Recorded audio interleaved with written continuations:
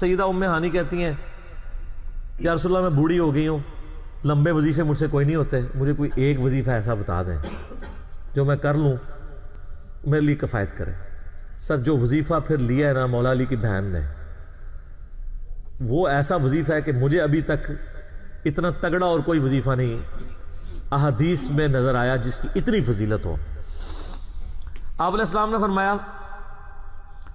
100 دفعہ روزانہ سبحان اللہ پڑھ لیا کرو، تمہیں 100 غلام آزاد کرنے کا ثواب ملے گا۔ سر روزہ اگر آپ توڑ بیٹھیں تو ایک غلام آزاد کرنا پڑتا ہے، تو 100 روزوں سے بھی کے برابر یہ آپ سمجھ لیں۔ 100 دفعہ الحمدللہ پڑھ لیا کرو، تمہیں 100 گھوڑے اللہ کی راہ میں جہاد کے لیے بھیجنے کا ثواب ملے گا۔ 100 دفعہ اللہ اکبر پڑھ لیا کرو، تمہیں 100 اونٹ اللہ کی راہ میں بھیجنے کا، قربان کرنے کا، نہر کرنے کا ثواب ملے گا۔ 100 اونٹ، سر ایک اونٹ کی قیمت آلموسٹ 2-2.5 لاکھ روپے، کروڑوں روپے کا وظیفہ ہے جی، یہ ملینز آف ڈالرز کا یہ وظیفہ ہے فری میں۔ اور 100 دفعہ لا الہ الا اللہ پڑھ لیا کرو، یہ زمین و آسمان کے درمیان جتنا فاصلہ ہے اس کو ثواب سے بھر دے گا۔ سر لا الہ الا اللہ کے پھر برابری کون کر سکتا ہے؟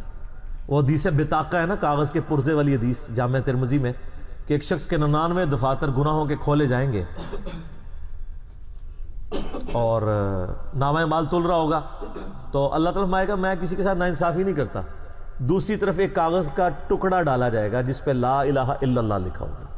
وہ شخص کہے گا یہ ٹکڑا کیا کر سکتا ہے، بس وہ رکھنے کی دیر ہوگی وہ پڑھنا بھاری ہو جائے گا۔ اللہ کے نام سے تو وزنی کوئی چیز نہیں ہو سکتی، اسے کہتے ہیں کاغذ کے پرزے والی حدیث، اس کے لیے جنت کا حکم ہو جائے گا۔